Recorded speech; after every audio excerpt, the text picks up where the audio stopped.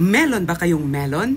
Ako, melon! Kaya tara, magmukbang tayo ng isang lady watermelon. Yan ang eksaktong translation ng prutas na to sa kanyang price label. Tamang-tama, mainit ngayon ang panahon. Ang price nito sa supermarket ay 69 baht or sa Philippine money, it is 122 pesos. Masarap itong gawing shake pero mas bet ko yung kinakagat-kagat na lang or nabalatan na then kainin na lang, ready na lang. Kasi kapag i-blender mo pa, maghuhugas ka ng blender tapos hugasan mo ulit pagkatapos, maghuhugas ka ng baso, ang daming seremonya.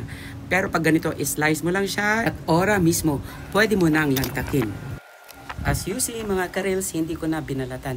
Nakakatamad kasing balatan. Pwede naman itong kainin na parang watermelon. O, ginaya ko na lang yung slice ala watermelon para ready na siya kainin. At for me, mas maganda kapag ganito kasi kapag babalatan mo pa, nawawalan nung katas dahil nga sa higpit ng pagkakahawak habang ito ay binabalatan. So mga karels, ito na, wala nang patumpik-tumpik na, and the mukbang begins. Hello, let's mukbang melon. Ang deal natin today, walang sound, okay? Go.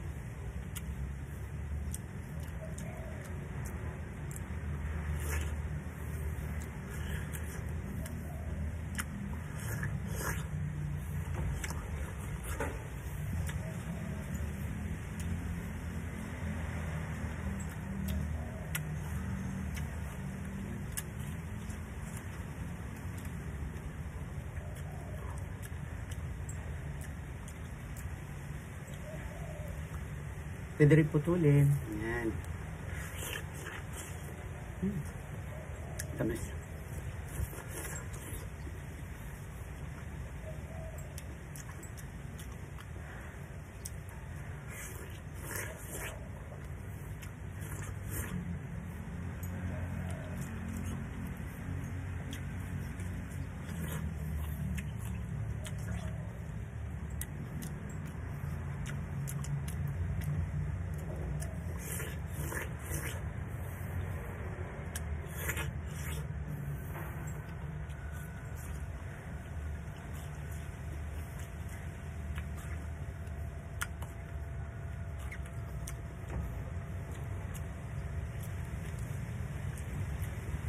Last three.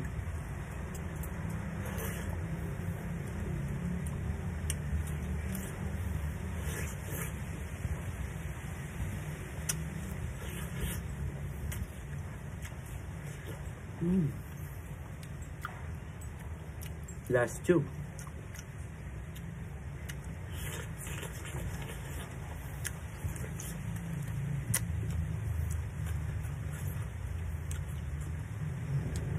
And finally, last ones for you. Walang patawad.